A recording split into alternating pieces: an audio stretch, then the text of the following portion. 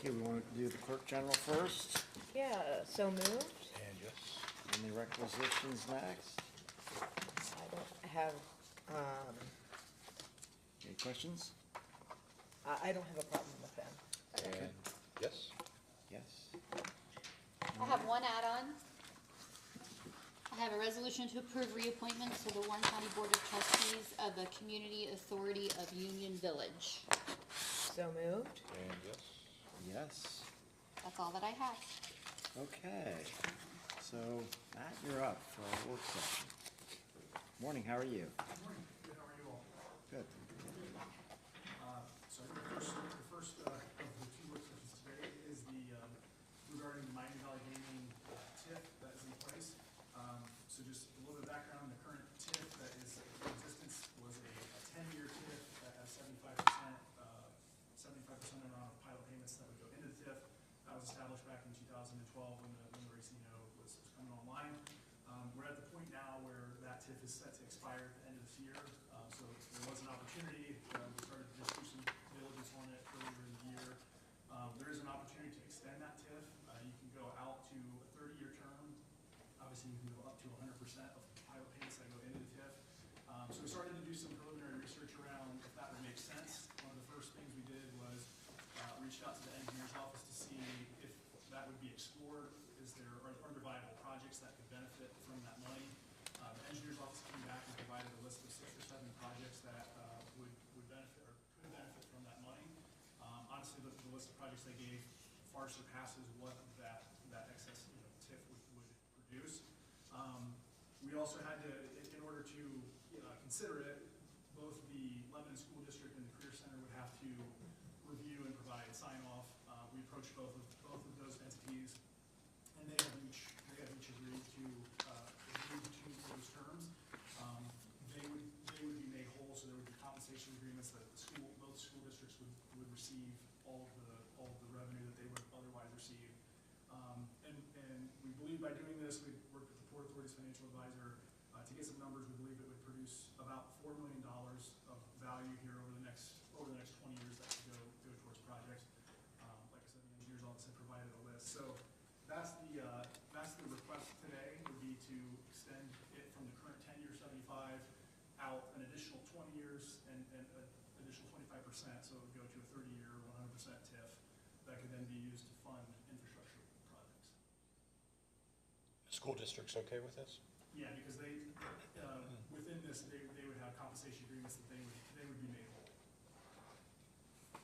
And so really obviously the county and all the other levy millage that's one that the county has.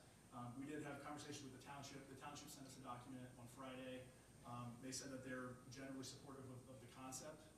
They had a couple of requests that the first would be that the infrastructure goes towards projects within Turtle Creek Township, which I think is obviously the intent. The second that they requested was that at the end of the term, if there's any leftover revenue, that would be given back to the township. I think we could look at how you would split up any leftover revenue. I think, at least in my mind, it would make sense to either divvy that up to the entities that would have otherwise received it, but maybe not necessarily all of it going to the township. It was my initial thought, but those were the 2 requests that they had put in to us on Friday. And so the projects, I know some of the projects have, I don't know what projects the engineer's office kind of put on the list, or the projects that Turtle Creek Township would like to have done. But would there be a process at the engineer's office, like through the TID, in the prioritization of those projects? Yeah, I think they've done that to a certain degree. I don't know how hard and fast it is, but they did give them to me and kind of listed a median high.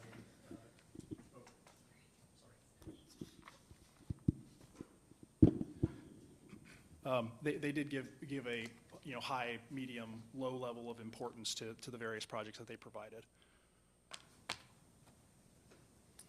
But there would be, I guess, what the point I'm getting at is, if we approve the extension of the TID and the increase of in the TID, or the TIF rather, we could,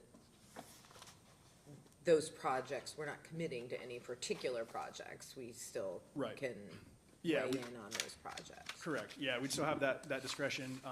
Honestly, I know with things that the board has done with, the infrastructure bank that has been worked on with the engineer's office, at least from the economic development office's standpoint, I think we viewed this as an opportunity that was in front of us to help complement some of that money that's already been put forth towards those projects. Obviously, that's a growing corridor with things like 63, you've got, the Green Tree and 741 roundabout that's been talked about. So there's a couple of those types of projects that are on that list, but, yeah, to your point, they're nothing committed to.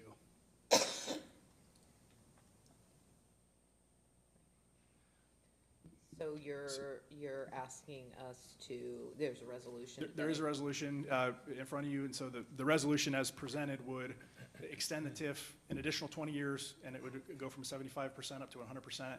It would also authorize the ability to enter into those compensation agreements with the school districts to make them whole. But in reality, the infrastructure projects immediately around there far surpass $4 million. Yes, yeah. I mean, the Union Center, or Union Road realignment with Turtle Creek and the canals that are through there, I mean, that's all big money stuff. Yeah, and that's, I mean, to the points that Turtle Creek Township brought up, with, leftover money in the TIF, I just don't know that that's gonna be an issue at all, because the list that the engineer's office gave me ranged anywhere from $30 to $40 million worth of projects. We're looking at, this only producing probably about 4 million, so like I said, it'll help, but it's by no means gonna solve the world's issues out there. Trustee Sams, you got anything to add to this? Good morning. Good morning, Commissioners. How are you? Morning. Good to see you, John.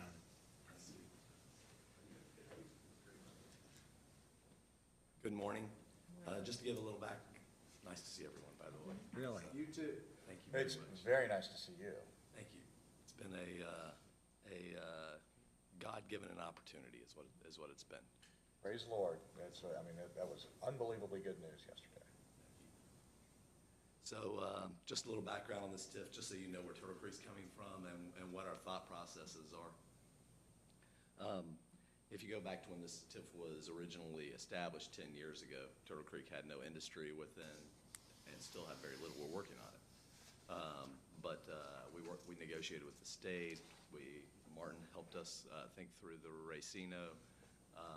And this was to be a 10-year TIF, because at the end of that 10 years, we knew that we would need the tax revenues for operations, because we have a fire department that's growing, a lot of other things too. And so when Matt approached us about extending this TIF, a lot of discussion internally, because it's a significant revenue source that won't be available to Turtle Creek to run our day-to-day operations.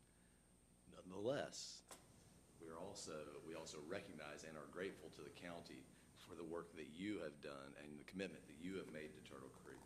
So 63 alone is a $35 million extension. And I can't tell you how grateful that we are that that's being done, because it's necessary for the citizens of our township. We agree with this TIF because we think it's our moral obligation to the degree we are able to help support those infrastructure projects.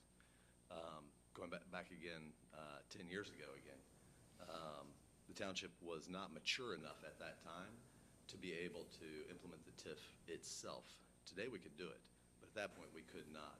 And so we had discussions with Mr. Russell, and the county stepped up and they implemented the TIF for us, which means, of course, we don't have control over the TIF whenever it extends, nor do we have the residuary funds, which we would normally have when a TIF that was established by Turtle Creek would dissolve. And so what we've asked for is number one, we're amicable to it. Number two, something that Matt didn't mention is we want this to be used for road infrastructure projects only without our consent. Because, sometimes TIFs can be used for parking garages, sometimes they can be used for site work, that kind of thing. We don't want to see any of that road infrastructure projects, so it actually is going towards what traditional TIFs go toward.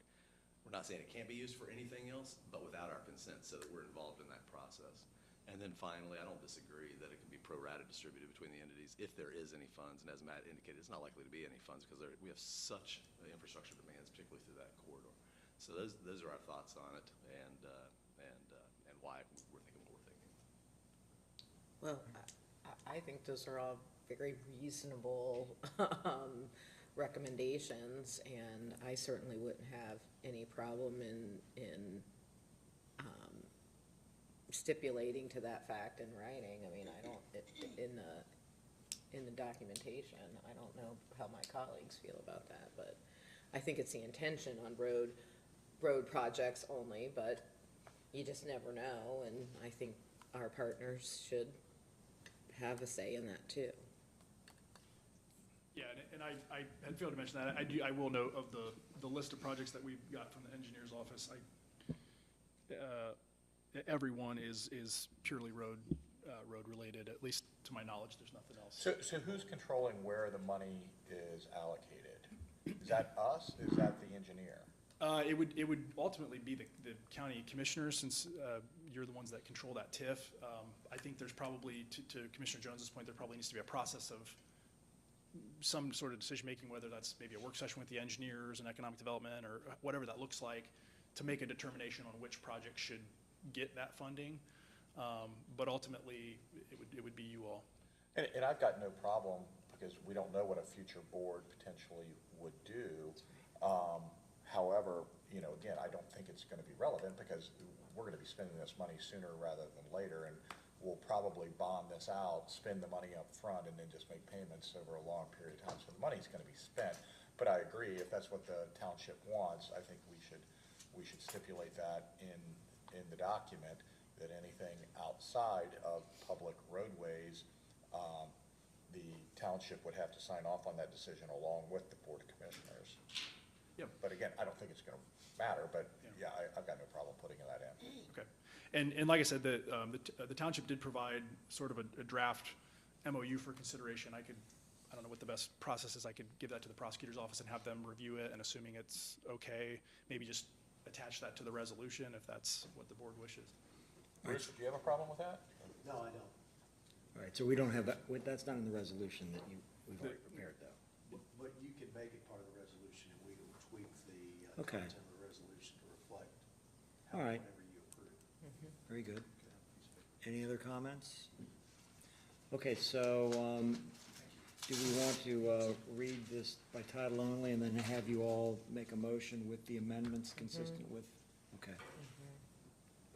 Did she say? I didn't hear it, I'm sorry. Yes, she said, Well, I thought she was gonna read it by title. Oh, I can read it. Yeah, Oh, please. yeah. I have a resolution amending resolution number 12-1391 to extend the term of a tax increment financing exemption to certain real property located in the county of Warren, Ohio, from 10 years to 30 years, declaring the improvement of such property to continue to be public purpose, exempting 100% of the value of such improvements from real property taxation for additional periods of exemption after the 10th year of the original tax increment financing exemption for a total period of up to 30 years. Do you want me to continue this? And harmonizing it with the documents submitted by Turtle Creek Township. Yes.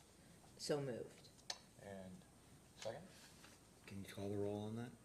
Mr. Grossman? Yes? Mr. Young? Yes. Mrs. Jones? Yes. Okay, thank you. Thank Thanks, you. Jonathan, good to see you again. Okay, next, our auditor, Matt Nolan, you're up.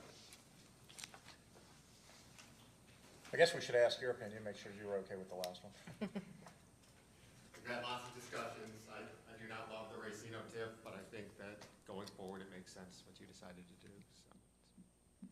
He would have jumped up if he had an objection, no doubt. My favorite day is when the TIF goes away. And so that's today for the other TIF, one of our other TIFs, our oldest remaining residential TIF that I think only Commissioner Young was part of when it started, is the Greens of Bunnell Hill. It's our only residential TIF, is it? Well, no, I guess because of Otterbein. One will never go away, but that one, this one will. And so the Greens of Bunnell Hill, a residential TIF on Bunnell Hill, out northernmost part of the county. This TIF has residential TIF collected way beyond what anybody expected. Allowed the entire project to be completed and additional projects by the engineer's office, including the new roundabout out there. If you've been up there, Commissioner Jones, I'm sure you've been through. But, so it's all those projects. I reached out to the engineer's office and asked if there were any other infrastructure projects in the area that this would fit, and they said no. So that's the time for a RID to end. And so our proposal is to do that. All of the bonds will be fully defeased with this year's upcoming collection. It'll also leave about $150,000 in the general fund as a result of the overages, what trustee Sam's was talking about. So there will be $150,000 left over that'll be transferred directly to the general fund. And then the remainder of this TIF will go back into collection, most of which will go to the schools going forward. So it's kind of a win-win for everyone going forward. I am so glad that worked out. I was out on a limb on that one. A little bit. That was the first time we've done anything like that, so. Yeah, there was a lot to the, Commissioner Jones, weren't you involved with the changing, we had to change the state law. because of that? Because there was a remediation project, just so the record reflects, why in the world did they do a residential TIF? It was because it was on a cleanup site, it was an old shooting range, there needed to be remediation, and the developer actually said, we want the residents to pay taxes because they were actually exempt, because it was a remediation project. And so then we went to the State Department of Taxation, hey, the landowner wants to pay their property taxes, and the state said, they can't. This is already like this. So we literally had to change the state law to get this property owner in a position to where they would actually pay taxes. Then we put the RID on top of it, and it was just so foreign to everybody that we were gonna do this, and it apparently has worked. It's Wonderful. been bumpy because it's a new thing and everybody's had to figure it out, but it's definitely worked out, and it's a great development up there, and I think it really spurned a lot of other development. I mean, that whole area is fully developed now. I remember the voluntary contribution that the that the developer made. We worked that out also, and I remember going up to a basketball game up there, and they gave a check. Was that Springboro? And gave them a check for $100,000 or $300,000 or something. It was a substantial check that was done as a result of this development also. And now it brings in almost $650,000 a year in taxes, and with zero. when this- So that's just gonna be new. Plus there's a remediation. Plus there's a I mean, that's the, Plus the land was clean, yeah. Yeah. It was cleaned up, yeah. In Blue Ash terms, yeah, the land was cleaned up, right? So our request would be to end the RIG going forward, effective for this coming tax year. Again, it will be collected this coming tax year, and then would not be collected going forward. All right, do we need to take any action to do this? I believe there's a resolution that Mr. Okay. McGarry corrected for me to Have a resolution terminating the Greens of Bunnell Hill incentive agreement and redistributing any remaining funds to the Warren County General Fund. so moved. And yes, Yes. Okay, thank you. Thanks for your time. Merry Christmas, everyone. Thank Merry you, Christmas. Merry Christmas. Okay, Mr. Russell? Would you like me to stay here or go down and? Yeah, it's, either way is fine with me. You can stay there. We've had so many meetings on this. Yeah, no, that's actually, I was gonna start off is, obviously, we have met several times relative to the 2023 budget, and wanted to share that the general fund appropriation request for 2023 is $86,027,130. That is the target was 4%. Working with you in our work sessions, we were able to bring that down to 4.34% over 2022 appropriations. The all funds, when you take the general fund and apply that or add to it debt service, any sort of capital, enterprise, rotary, that number comes to $326,836,000. That is actually a decrease of not quite a 0.5% from last year. Some of the items that are, relative to that decrease is the removal of debt service, some capital costs that we're not spending on, so it's brought that down. Like usual, we break down the where those dollars in the general fund go to. Roughly 58% of that goes to public safety. 40% goes to general operations of the county. Social services is about 0.5%. One of the items I made note on that is we are planning to give them, and what we've done in the last several years, is an advance at the end of this year of $2 million, but Children's Services specifically has a fairly strong carryover, and they're going to use part of that for the rest of their operations this year. And then miscellaneous and debt services about 0.85%. Looking kind of in year past and how we're doing, the 2022 end of year revenue will be lower, and that's only due to the fact of the tax holiday. Had we collected the anticipated $24 million that would have been brought in by property taxes, it would have been estimated that our receipts would have totaled about $105 million, which would have been about $3.5 to $4 million over last year, which we came in at about 101. A lot of conversations that you've had relative to investment income with Treasurer Wright is we're changing obviously our portfolio to take advantage of the changing interest rate market, going a little shorter on that. That actually is one of the reasons that we're a little bit over the 4% target, because we're getting more interest income in. We're having to appropriate some of that because we will give that to places like the water and sewer. So in reality, that 4.34 gets closer to your target when you take some of those things into consideration. Just updated the sales tax yesterday. It came in at the on Friday. So ending this year for the sales tax, we are up 7% over last year. So we collected last year about $50 million in sales tax. This year we are at $53.5 million in sales tax. We haven't fully put that into kind of the revenues versus expenditures because we haven't closed out December yet. But through November on revenues and expenditures, we have collected 124% of the original $63 million. Obviously, that was anticipated lower because of the tax holiday, but we're 124% of what was expected. On the expenditure side, this will adjust because we'll have some December expenses as well on the revenue side. We have expended only 73% of what was appropriated last year. So I've kind of kept this in year after year for the talking points, and I think Commissioner Young was one of the first ones I heard. We're receiving more than anticipated and spending less than budgeted. We plan on setting aside an additional $10 million in 2023 for the infrastructure bank that Matt alluded to as well.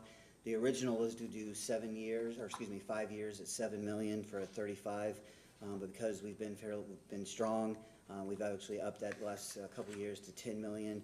So we are looking at, over that 5-year period, of having $47 million in the infrastructure bank over the 35. Obviously, we evaluate that each year, and then recently, Engineer Tunison was in presenting those projects to you. This includes the fact that we have the Rainy Day Fund that was established in 2020. That's an additional $12 million that is in there. We have to adjust that number relative to our expenditures, but the $12 million will be there. And I did give a note, I believe, if I'm not mistaken, to you, and I got to see if I can find it here quickly. Just from a carryover perspective, we're looking at unencumbered year-end of an estimate of approximately $48 million unencumbered year-end balance. If you take a 25% carryover that you have to have in order to maintain operations going into 2023, that would be the kind of amount above the line would be 30. The estimate for us in 2023 at the end would be our unencumbered would be approaching the $60 million. So doing well, and I think we would be asking here if we could approve the 2023 budget. Okay, any questions? Yeah, I got a couple of questions. So why is the commissioner's budget down? Because that's where the radio, the 911 radio debt that fell off was housed, and so Okay. it's dropped by over, 26%. yes. And so essentially, even with our tax holiday, that the amount of money we brought in versus the amount of money we spent, our year-over-year carryover is about the same? Yeah, so, I mean, right now, we have a revenue, again, we haven't fully gone in and finished December, but through November, we have collected 75 million. Expenses, we've done only about 63. So we're actually spending less than what we brought in with the tax holiday. A couple items that play into that is, we're using, and I think we utilize strategically through your direction, some of our ARPA dollars very strategically. That's right. One of those is, ARPA allowed us to spend money on, the salaries for corrections officers. So that has been an ability to. So that gave us at least the $10 million cushion on that. Otherwise, we would have Yes. eaten into the carryover. That's Yeah. right. So I think that's when we looked and presented that framework for ARPA. There was community investments, and then strategically, how do we assist the county relative to tax holiday, having money go back into businesses and residents' pockets, or not spending it, but then also making sure that we're healthy as well. All right, will the debt on the jail be completely paid off in 2023? Yeah, so we will collect 3 more months of the jail sales tax. Right now, we've collected over 55 million in just the jail sales tax. There is one payment that is left, and I believe, I'd have to check the date, I believe it might be July 1 that is due. When that is due, that will be completely done. The actual tax will stop December 31st, but we'll still, because it collects 3 months in Delayed arrears. payment from the We'll get state. that. But residents, businesses, people that will here will no longer pay the tax here in about 10 days.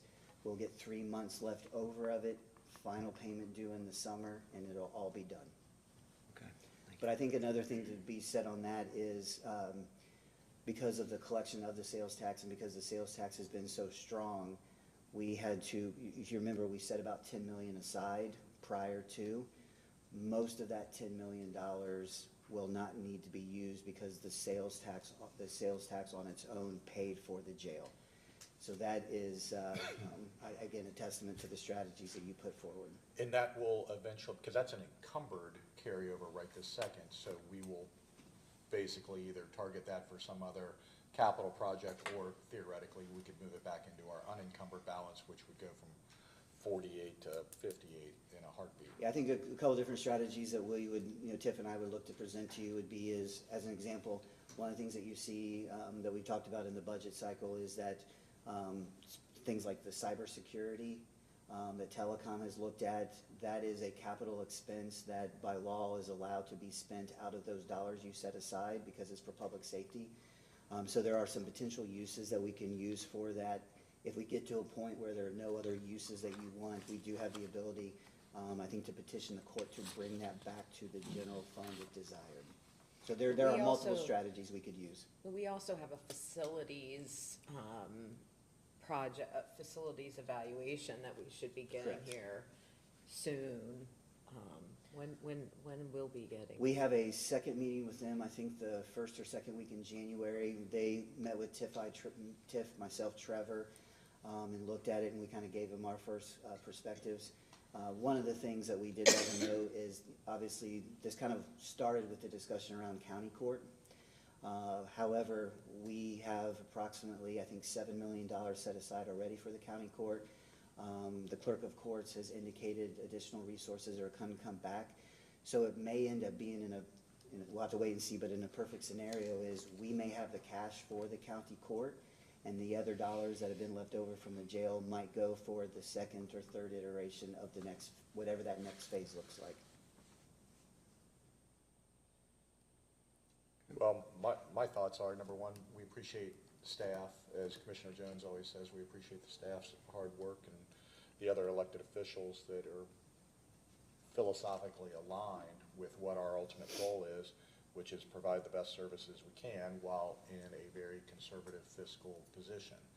And we've done that for a very, very long time. I mean, my initial thoughts are, number one, I'm so happy with the way we did our tax holiday, which was the largest in the state's history, if not the largest in the state, where a local government literally did not collect 24 million?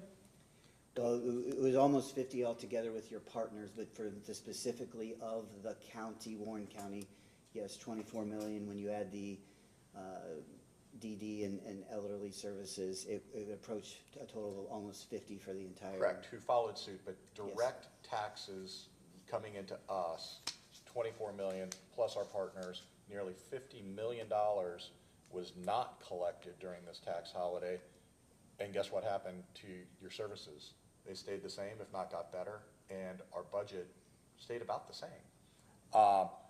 One of the reasons we did that, which leads into point number 2, is because you brought up the ARPA dollars. And I personally just want to point out again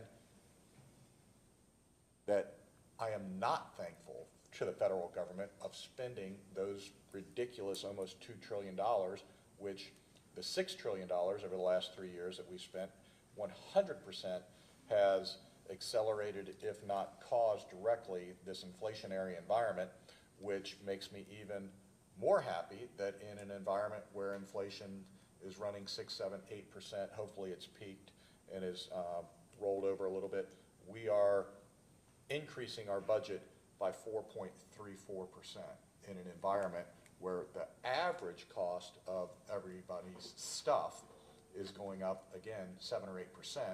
We're holding our increase at a rate that is a fraction of the national average, which, again, I hate to see budgets going up over 4%, but in this environment, I think it's appropriate to maintain what we have. And again, I credit staff and the other elected officials for doing that. So point number 2 is, in this inflationary environment, I'm pleased with that. And point number 3, which I think is one of the things we focused on and what made Warren County and put it on the national map to some degree, is our position of being debt-free. And I'm so pleased that in 2023, this county will not be making any general fund debt payments. And so we can legitimately say, once again, after building a new jail and after doing our telecom project and upgrading public safety assets, that we are debt-free. And I want to compliment the board because, what was it, 5 or 6 years ago when we were talking about there's no more room at the inn, we have to expand our jail, we need to build a new jail. For 3 conservative Republican elected officials to come across and look the public in the eye and say, we're going to raise your taxes. And we did it. We didn't like it, but we did it because of a plan and a financial model that ended up, number 1, a large percentage of that increase in tax was paid by people that do not live in this county. Correct. And number 2, that model saved the taxpayers of this county, what was it, $30 million in interest payments? Correct. If we would have gone the traditional route, the carrying cost for that would have been about $30 million. I think the carrying cost for what we did was 3 roughly, so we saved, it's not a savings because we still spent 3, but we would have spent 27 more. And also too is the sales tax, Tiff and I were talking about the projections, if it holds, will actually probably net about $1 million plus more than what the actual jail costs. So that's even where we'll have to have discussions as to what we do with that as well. So it was a strategy that significantly worked out for the board and the residents' favor. So yeah, I mean, so again, my compliments to the board because that was not an easy decision to make, but just like the discussion we had previously with the RID that we did that was kind of outside the box thinking, however many years ago, it was a home run, and it worked. And this funding mechanism that we did with a sales tax increase for a period certain, because normally when government officials get their hands on a new tax revenue, they get super, super creative in ways to spend it. And we said, we don't want to do that. We want this to end and that money not be collected anymore, which is exactly what's going to happen in about 2 weeks. It'll sunset in 11 days. Other communities have chosen not to sunset their taxes. So those are my thoughts. And again, I appreciate my colleagues that the things we have been doing from a financial perspective absolutely have worked. And that's what has put this county in such a great position. And we've said for a long time, we're always asked, what makes Warren County so different? Why are you in such great shape? And there's a couple of things. Number 1, we look at all these spending items. We are fiscally conservative in good times and in bad times, which makes the bad times a heck of a lot easier, as opposed to being forced into being fiscally conservative during those times. We're fiscally conservative all the time, and it just sets up this environment to where then we can really say, if you anticipate less money coming in than really is gonna come in, and we spend less than that number, that's a pretty easy secret sauce of how do you generate these budget surpluses, is by anticipating and collecting more than what you anticipate and spending less than you allocate, which is exactly what we do. I remember when I was with economic development and the recession of 8 and 9 was in, and you made a statement of when everybody was trying to be very fiscally conservative, was something to the effect of that old song, we were fiscally conservative before it was sexy, or something of that nature. It was a line that you put in. It's true. And I think what we've done in working with our directors, and to your point about the other elected officials, is having them understand that policy and really working to strategize to fulfill the board's mission.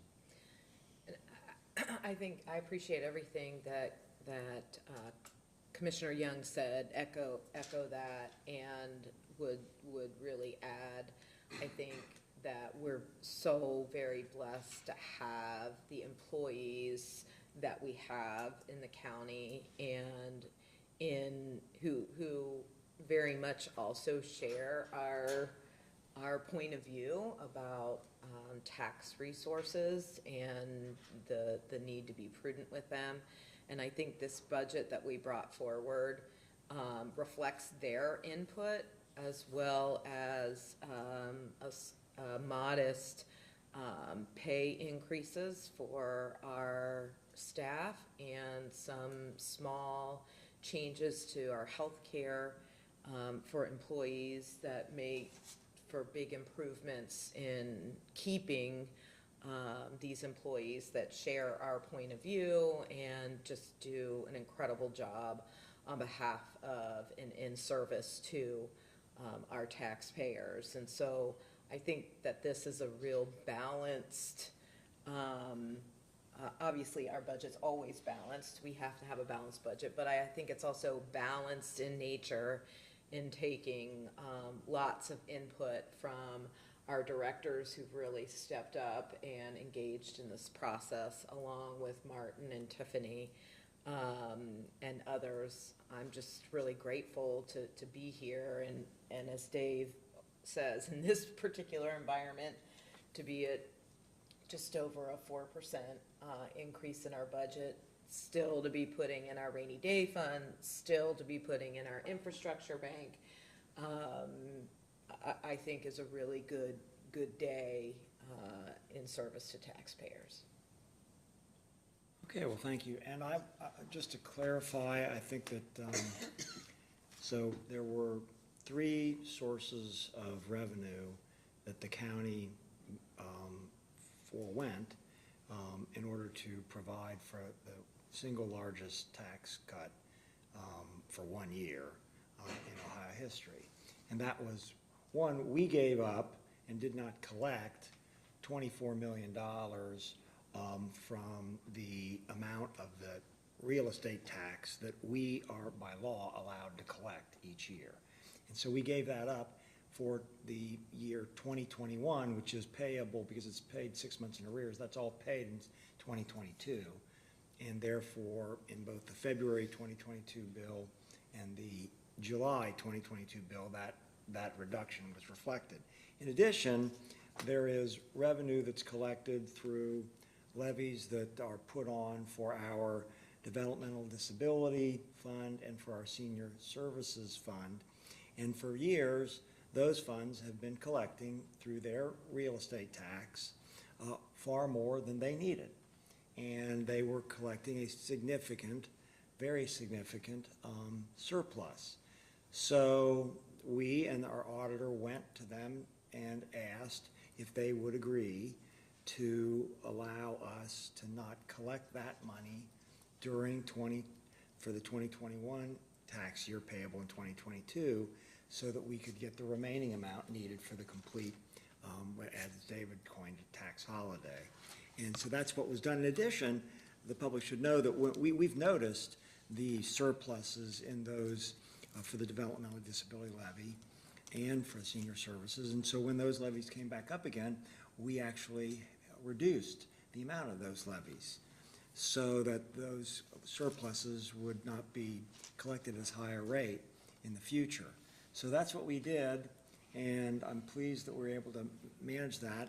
And if in the future we have opportunity, particularly to cut our rate again for the inside millage that we collect, I want us to continue to look at that with any opportunities to continue to pass on savings to our taxpayers. Well, thank you so much. Is there anything else that anyone would comment on the budget? With just a resolution to approve, that I don't know if T is gonna read it by word or not, but, Yep, go ahead. Have a resolution to approve the 2023 annual appropriations. So moved? Second?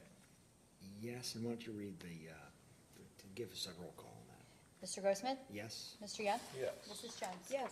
And also in your budget, time section of your packet, I have included a budget-related consent agenda. Have you had an opportunity to review that consent agenda? Mm-hmm. And yes. So moved. Yes. Yes. Great, Okay. perfect. Stephen, before you, because I know I had to step out to grab something, did we have a chance, are we gonna do add-ons afterwards? We did the add-on already for the appointment. Thank you very much. All right. Did you need to step out for a second? No, I stepped out You did. earlier to grab something, and I just Oh. didn't know you did that. Thank you very much. Okay. All right, so now we're back to the final item today, which is the ranking of broadband submissions. Yes. And so, I know that you've all, yes, go ahead. Yeah, I think Tina's gonna pass out a few things, same materials we had last week, so there's the scoring criteria that was included in the RFP, and then there's a kind of a matrix document that has all of the 6 providers listed with the scoring, so, yeah, I guess it's just a quick recap, we need to go through, or the board needs to go through all 6 of the received proposals and rank them according to the criteria that was published. And then myself and staff and our consultant is here to help answer questions. So, Tom, if it's okay with you, I would, like some clarification from our consultant around the ARPA requirements, specifically the speed requirements that, in looking at the proposals, I think that I just want to verify that there is a 100 by 100 requirement around the ARPA dollars. Yes, Jeremy Alvarado Morley. Thank you, Matt. Yeah, so I don't have all the ARPA language in front of me, but you're correct. Yeah, the funding criteria, the project has to be 100 by 100 symmetrical or higher.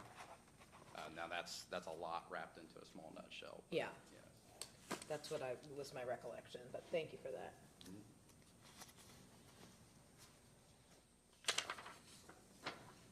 So Tom, how do you want to Well, proceed? Do we so in wanna other words, go- we've got 6 people to rank, and if I understand the ranking system, 30% of it is on project costs, is that right?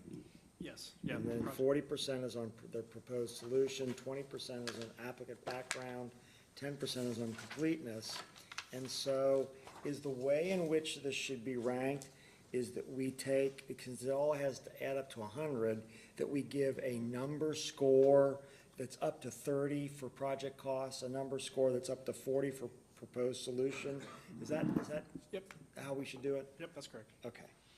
So, I turn to my colleagues and ask you, do you have a score that you'd like to give for each of these? I mean, I just did based on reviewing, but for my notes mainly to remind myself as I was reviewing the proposal. Did you want to just go through Yeah. them one by one? I think that, Should we list, maybe the consultant could give us a recap of starting at the list at the top and just working our way down and telling us, did they meet that criteria of the 100 by 100? And then, refresh So- our memory on each one of these? And do you guys have hard copies of each or? We do. digital Yes. copies? And so, it's, one other thing I want to ask as well, before you go into that, is it that each person, or each entity, can be given up to a score of the, so for example, project cost, they can be given up to 30, but we're not doing this in a zero-sum game. Each one of them is given a number there, and they may end up with, somebody might end up with 90 at the end, somebody might end up with 95, somebody might end up with 96. In other words, if I give one person a 30, that doesn't mean everybody else gets 0. You see what I'm saying? Yeah. So when we're ranking it, we're ranking each one of them as against the 100, and therefore, when we rank them all, at the end of the day, the one with the largest score up to 100 is going to be the preferred candidate, And that, correct? that would be my understanding, Adam. That's correct. Okay, good. I just want to make sure that that's the case. So if you guys have all the proposals, I've got them as well, and I may be overly cautious as far as confidentiality and stuff, and so what I plan to do, we can start in alphabetical order, whichever you guys want to go, and I was gonna kind of direct you to some pages of the RFP, really where I think kind of, you know, now on a lot of them, of course, the executive summary, which is found on the first few pages, it's kind of where to go, but if you have specific questions like, hey, what is their cost, you know, what are their number of customers, I can help point to those types of information instead of, kind of giving a, you know, a 30-second spiel on each provider. So do we want to start with Agile Networks? That's kind of the I first. think so. We'll just go out. Yeah, why don't we, the ones that were not kind of in the game for whatever technical reason, and again, Yeah. when I see the first note on the one we're about to talk about, the proposed solution does not discuss providing wireline asymmetrical 100-bit speeds, which is essentially saying that it might not be eligible, is that? Yeah, it's a unique proposal, I'll put it that way, so I'll direct you to page 6, their page 6. And so if you're there, the second to last paragraph, starts with, right above, based upon construction. So that paragraph above it, about halfway through, gives a good description of ultimately what their proposal is providing. It's a bridge proposal, basically. Yeah, it's a perfect It's not a long-term solution. It's a temporary bridge proposal.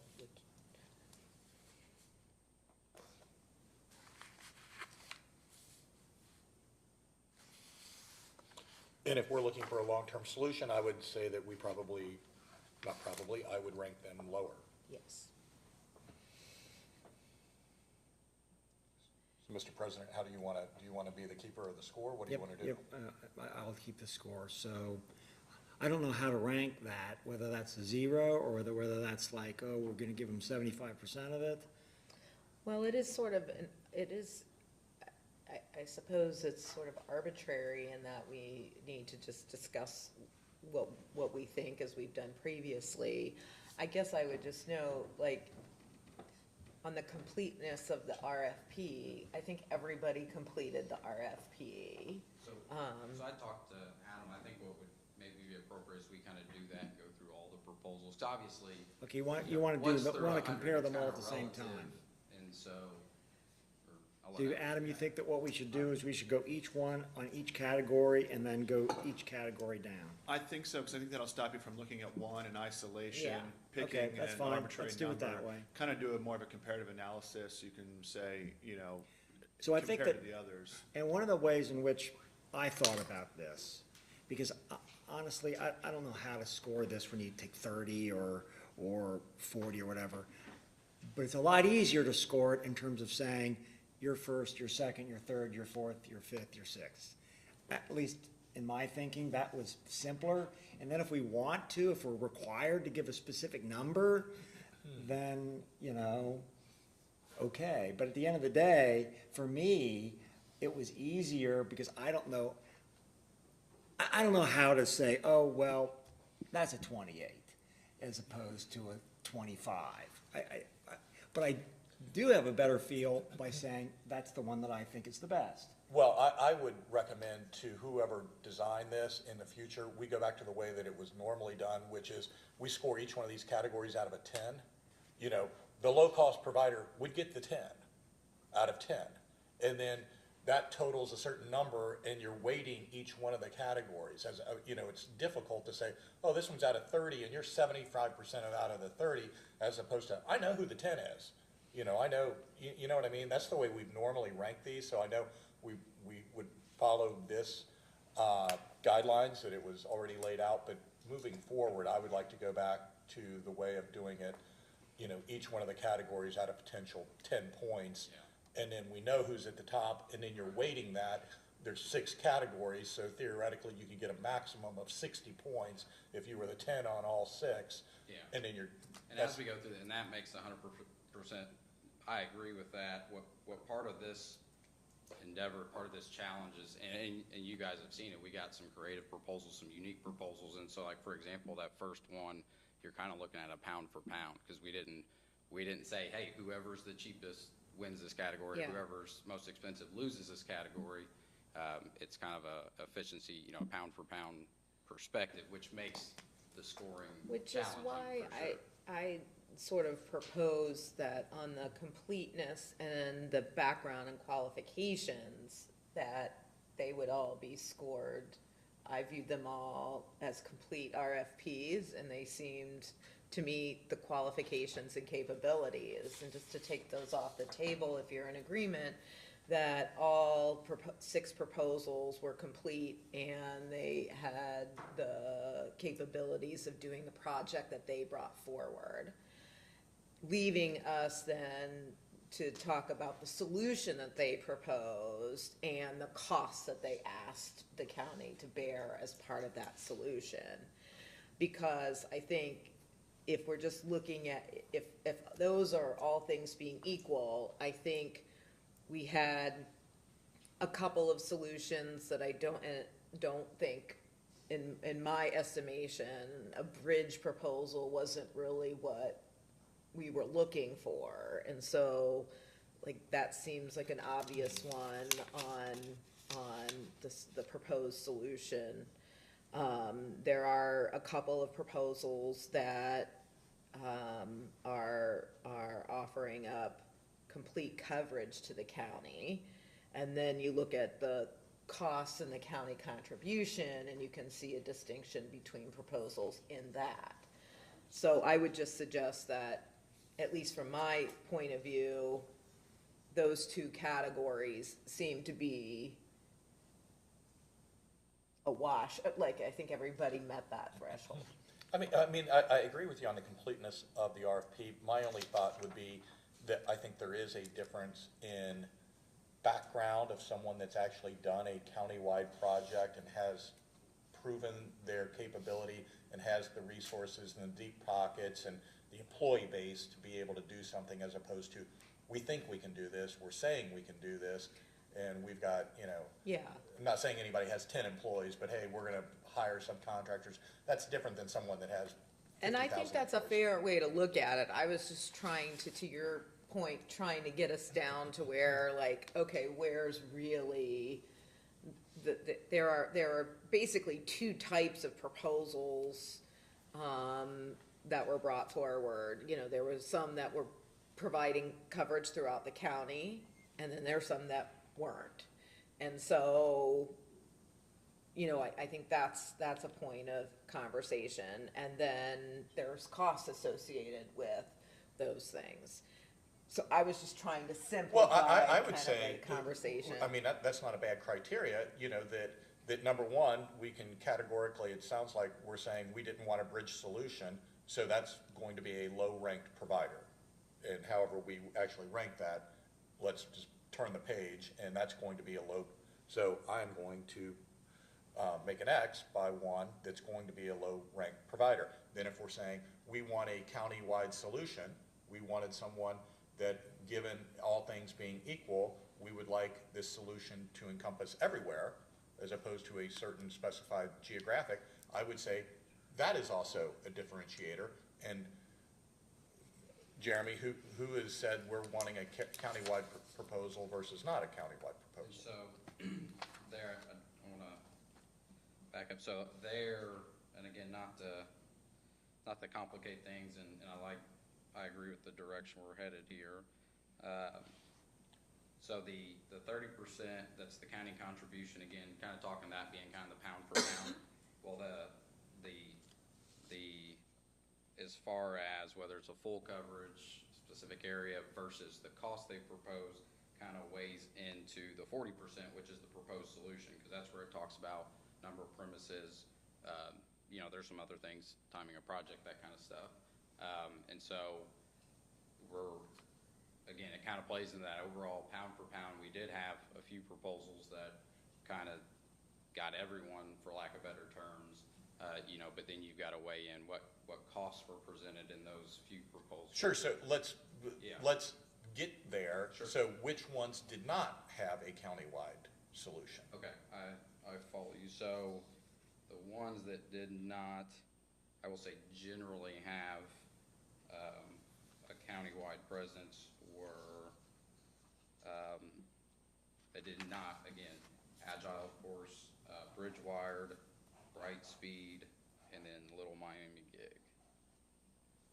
But I think when looking at those narrower scopes, I think we need to, or you guys need to look at those costs they provided for those smaller areas. And I can show you pages of those costs or whatever information. Yeah, I mean, we're talking about the proposed solution and the scoring around the proposed solution, so, as opposed to the cost piece. The cost is in the first category, so you're saying that 4 of them did not provide a countywide solution. Yeah, but we need to be careful, that was not our scoring criteria. We love a countywide solution, but it was not, hey, you get more points than the next guy if you provide a countywide solution. Well, no, it was, Right. we're making the distinction, because you're just saying the category is proposed solution. They have different solutions, and then the question for our body was, how do we rank a countywide solution as opposed to one that is not?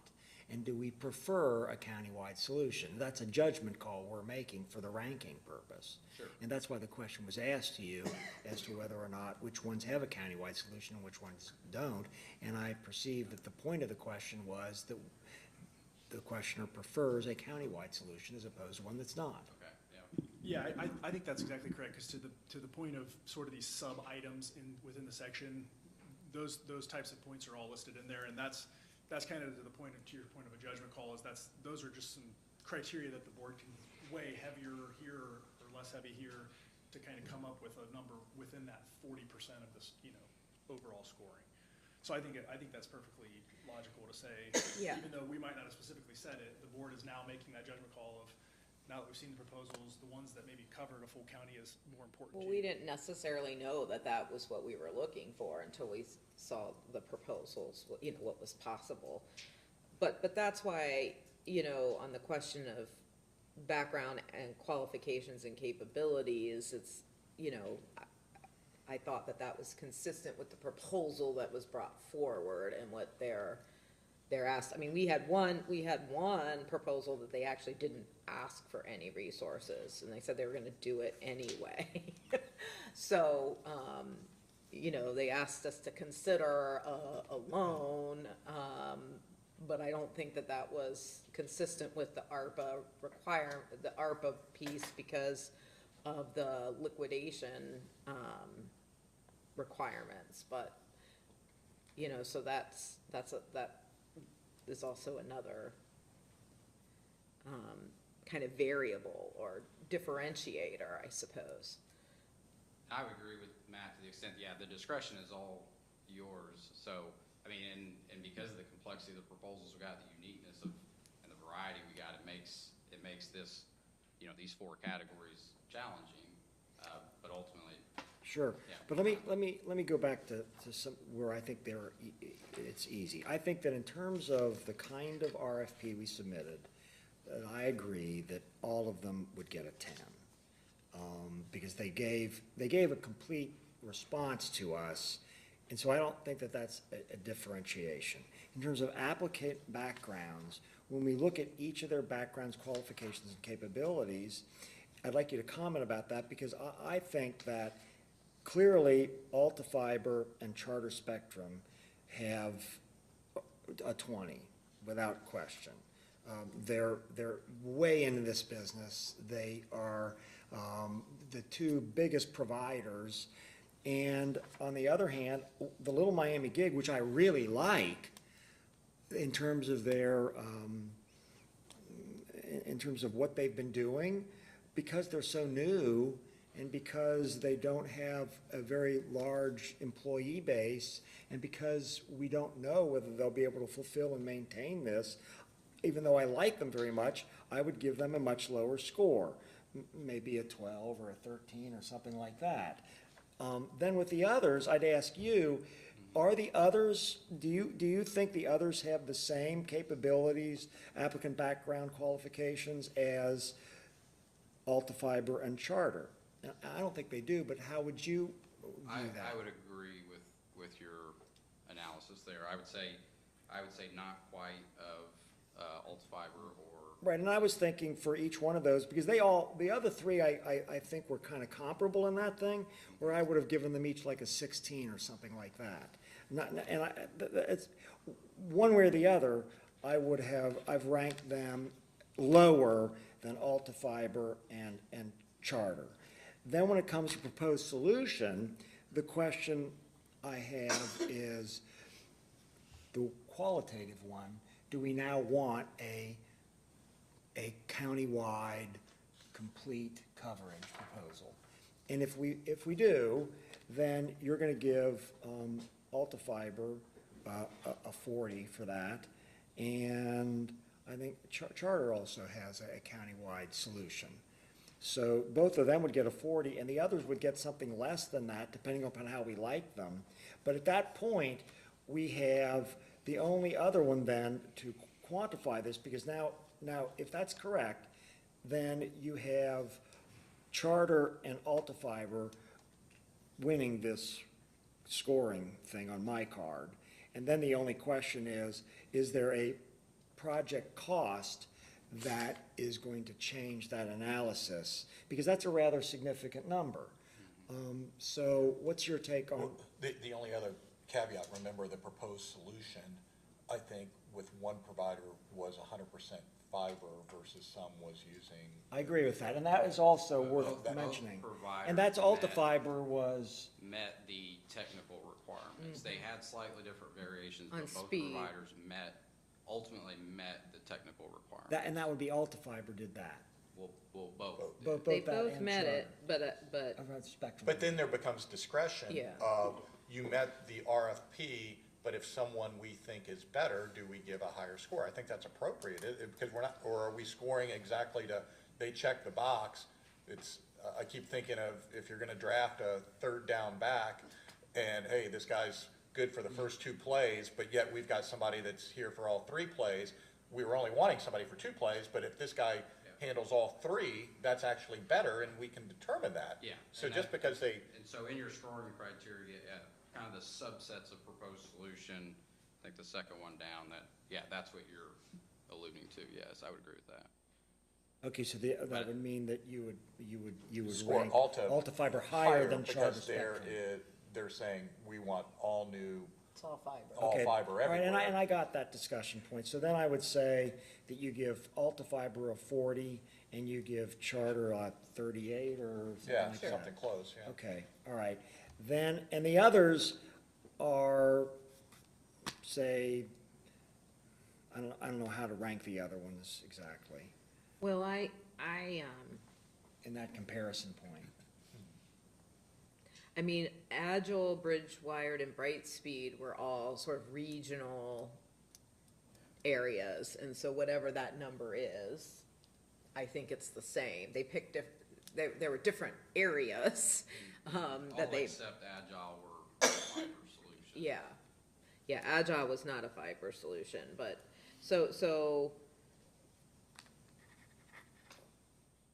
you know, I think Agile is less than Well, the others. I'm giving them a 32 and Bridgewater a 35 and Brightspeed a 35, and I don't know how to rank Little Miami. I really like Little Miami, but again, they're very localized. But their in what they were doing. solution, their solution is similar to Bridgewired or Brightspeed. It's their fiber, it's in a local area. All right, We we'll just give- had some questions. I'm gonna give about- them a 35 then too. So now this breaks it, that's how I've ranked it. And Yep. I'm gonna repeat this at the end of the Yep. day. So I'd like to go back to project costs and county contribution. So how do we differentiate them on that? Because of course, that makes a huge difference in terms of what their solution was. Because their solution being a smaller solution, it's less costly. And is that really, does that mean they got a higher number or a lower number? Because I think that you have to compare with what we're asking them to do and what they're proposing to do. We're trying to get the biggest bang for our buck. Well, it's therefore, it doesn't, the But I total would cost argue- is not the question. But I would argue, for example, that with Agile, they're asking for a county contribution of $1 million. But they are only talking about serving 1,800 citizens in a less preferred, speed. So it's like, it's less money, but it's far fewer people would be impacted by it. So that to me would be, I would rate that very low. And I would add to that by saying, you know, you're reviewing these proposals kind of all relative to each other. So, you know, even if Agile had most pound for pound, most bang for the buck, if you have, which we know we have few opportunities within the allocated dollars in the RFP to cover really essentially the entire county, I think that's going to be factored in to the decision-making as well.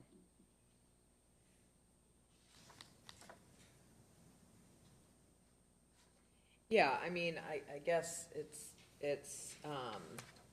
you know, perhaps there are distinctions, like Bridgewired is only serving 459 premises for a little over $2 million. So it's like, that's not even a solution we're interested in. The cost benefit is not the factor for me. But it's, Well, I mean, on my scoring, I've had those three, I think we're still talking about the three that I've already crossed off. So in some ways, think I it's would a like to question. focus on the scoring. Totally, but- Of those, the three but I that think were the left. question is what score do we give them? Is it, Mm-hmm. do all three, to me, when I evaluate those proposals, they are, within that grouping of a least preferred solution. You can look at some differences in costs, but I don't know how you compare it. So my thought is that whatever it is, they get the same. Yeah, you could get tic-tacky about a lot of this stuff, but ultimately, if you know, they're buying. I think that's. Well, the problem with comparing cost and contribution is that we're not comparing the same projects. They're doing something different. And so, yeah, they're not all doing the same thing. And Right. so, we're not comparing apples to apples any longer. Which is why I'm suggesting that that because they aren't the preferred, they aren't covering all, which is what we've already said, we are for covering them all. Let's not get into the distinctions between them because they are different, they aren't apples to apples. Let's all give them the same. Okay, if that's the case, and I kind of put in that category the Agile, Bridgewater, Little Miami, which is really different, and and Brightspeed. Brightspeed. Okay, and if we gave them all, say, because if you take a look at each one of them, I think they're doing a good job on Yes. project costs and county contribution based upon what they're proposing. And so I would say that each one of them are very attractive. If that's what I wanted, I would say they're giving us a good cost county contribution proposal. So maybe we rank them all as 25 or something like that for each one of them. And then the only question is, how do we compare Charter to Altafiber? Well, I think this one's a little easier to compare because one asks for 4.8 and one asks for 4.980. Yeah, 4.98. Yeah.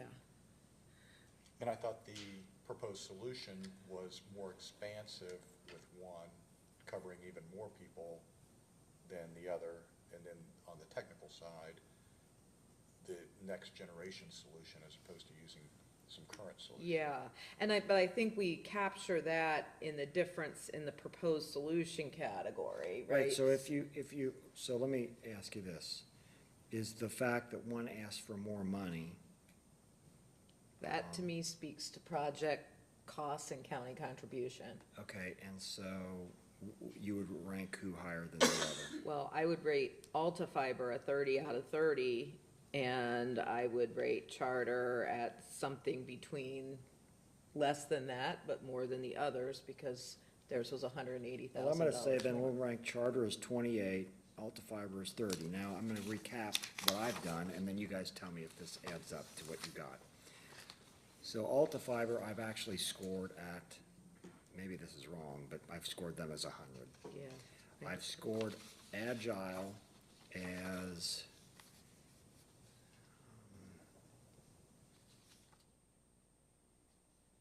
let's see, so Agile I've got as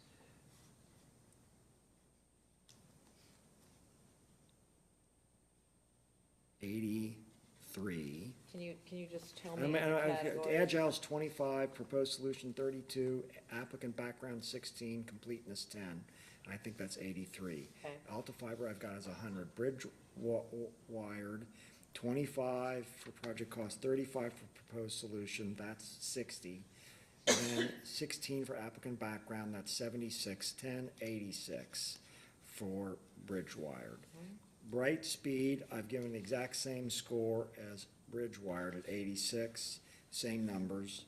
Charter is 96 at the end, that's 28 for project cost, 38 for proposed solution, 20 for applicant background, 10 for completeness, they're at 96. And then Little Miami, I've got at the same, Little Miami's is, you know, they're really unique. Again, I like them, but I've got them as 72. So even though they're very unique, part of the reasons why they were a lower score was because they're so new and so little. So my numbers for What them were are the individual scores on? 25, 35, 12, and 10 for 72. So I ranked Altafiber 100. The second place, which was very close, was Spectrum. And then Bridge Wired and Brightspeed were the same at 86. Agile is 83, Little Miami Gig 72. And Little Miami Gig really got dinged more than anybody else with regard to its qualifications and capabilities because they were so new and had so few employees. So that was my scoring is, and if you guys want to make an adjustment to that, you want to take a difference on that take? I would just say this, I feel like Little Miami Gig provided us a proposal that was better than Agile, Bridgewire, and Brightspeed, and I don't think that scoring reflects that. I agree 100%, because I don't know that we even know how many employees each one of those other ones Yeah. have. We just happen to know.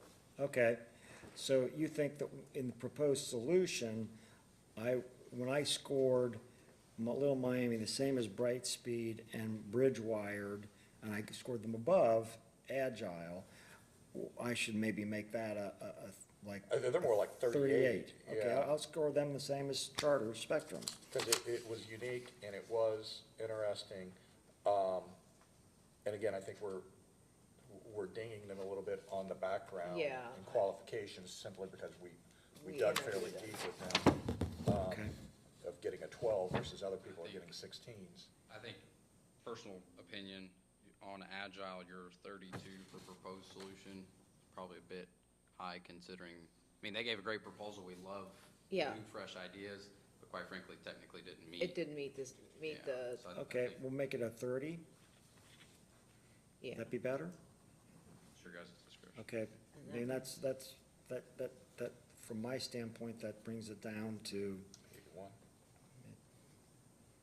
it doesn't make a huge difference here. Let me see. I just don't, I don't know that we want to ding Little Miami gig on, relative to the similarly situated ones. All right, well, if I make that change for Agile Networks to 30, their score is 81. All the Fiber's still 100, Bridgewired 86, Brightspeed 86, Spectrum 96, and Little Miami Gig we've raised up to 75 unless there's another category. The background, I would make them the same. Is as- 16. Yeah, I would Okay. move them up to 16. All right, then that would make them 79. 89 outright. Is it 89? 25, 38, 16, and 10. Yep. Is that 89? Okay, I was wrong. That's why Tina handed me a calculator. She knew that I was going off here. Okay, are you comfortable with those numbers and how we've ranked that? I'm asking our consultant. Yeah, I've, And, following you, and I've taken to my our notes lawyer, and have we changes. done this appropriately? I think you have, I think, You know, I thought your discussion about sort of apples and apples and trying to say, you know, what's our bang for our buck, I thought that's sort of the best way you've done it. And I think you've identified the company that's giving you the most coverage for the least amount of contribution with the most up-to-date sort of technology. Those are sort of the talking points I heard in your discussion today. In reality, if you can't negotiate a contract with your number one ranked firm, you could go to your number two firm. If you can't get a contract with them, you could go to your number three. If you're beyond that, I would envision you canceling the project altogether. But you do need to have this ranking, and you've come up with that, so we can start from there and see what a contract may look like, and could come back to you if there's a problem with the contract. And then you've got, if you can't get it done with your number one firm, you go to your number two and so on. But I think you've done it the best you can, and you use those criteria. And Adam, now that the ranking has been done and you're heading into the contract conversation, one of the things that is top of mind in my thinking anyway, is wanting to make sure that those areas that have no access are prioritized in the deployment of the solution. And so is this something that can be discussed in the contracting so that we don't have the easiest to connect getting it first, and that Yes. we're really concentrating on those who need access, any access first? Yes, and I think your proposers, by and large, pitched that, every Yes. single one of them, because some were only in that part of the county. Yes. But the ones that were countywide, I believe in their proposals already, they sort of sold it that they were gonna go there first and try to build that out first. Exactly. And then sort of work backwards from there. But that's something we can spell out with specificity the best we can. I know that Morley has assisted negotiating other contracts for other counties out of state, and they did similar focus, so, I'll look to Jeremy for some language to try to get that done. We don't have a resolution today, not knowing how this is gonna go, but we can have sort of a resolution prepared. If you have the one ranking sheet, we can get that from Martin or whomever and come up with a resolution. And then if you authorize us to sort of, try to get a written contract done, we'll bring that back to you. It may take, a few weeks with the holidays and things like that, I would imagine. Okay, well, we've got a final ranking sheet that I rejiggered the numbers 3 or 4 times here. But I've given a final ranking, shown it to my colleagues, they've all approved it. I don't know if we should initial this, or we should just tell you that this is our final ranking sheet, or what should we do? Yeah, you can, if you wanna just write on there, so it's not, if you have other, no, if you want on there, final Yeah, ranking just write sheet. final, you can sign it. Put the date or something today, just so you don't confuse it with other notes. Yeah, okay, today's the 20th. And I've actually noted in the minutes that this final ranking sheet will be an attachment to the minutes. Okay. Thank you. Any other questions? So Adam, what you'll do is you'll have a resolution authorizing, like at the next meeting, you'll have a resolution authorizing, based off that score sheet, to enter into contract negotiations. That's right. And then you'll have the subsequent, obviously assuming that goes well, versus Right. going to the two. Okay. That's correct. So Okay. two more resolutions. Second, one sort of reflecting what we did today. Okay, let's go negotiate a contract, and then second, saying, okay, let's execute the contract if it goes well. So my guess is, since you've already, assuming you're authorizing that, is you'll probably see the resolution to enter negotiations more on the consent piece, because that's the direction we're moving in today. And then obviously the other one will be a work session once that's done, I assume. That's correct. Okay, all right. Okay, thank you. Thank Thanks very you. much. Thanks, Matt. Thank you. Just one last item, still yet in this work session is, it was requested last week, and we do have for you today with a resolution. Morley did submit sort of an amendment, if you remember, Adam discussed last week, sort of an amended scope of service, so that they can help us through that contract negotiation fees. Approved it. Oh, They there- approved it on the consent. It was on the okay. consent I just- agenda. My mistake. All right, thank you very much. Okay, is there anything else? No. Merry Christmas. Merry Christmas, happy holidays, happy new year. Look Really? forward to 2023. So when do we have our next meeting? It'll be January 3rd, Okay. and it will also be your organizational meeting Okay. first. Do I need to be sworn in before that, or on that date can I be sworn in? When can I be You can sworn be in? sworn in My on that legal date. You people? can be sworn in on that date. Okay, good. That's what we'll do then. And we'll have a new president next year, too. So you guys have to decide that You question. can't look down this way. Well, I'm looking at these two guys. I'm just curious, what number meeting is this today? This is This 50. is 50. Very well. That's a Okay. great question. It's on the agenda. And it's on the agenda. I in the saw lower it. left-hand corner. Just wanted to get it on the record. All Okay, right. good. All right. Excellent. And that was commented because there's a state law that provides that we should hold at least 50 regularly scheduled meetings, not just meetings, but the regularly scheduled ones. Okay. Thank you so much. Do we have a motion to adjourn? So moved? And yes? Thank you.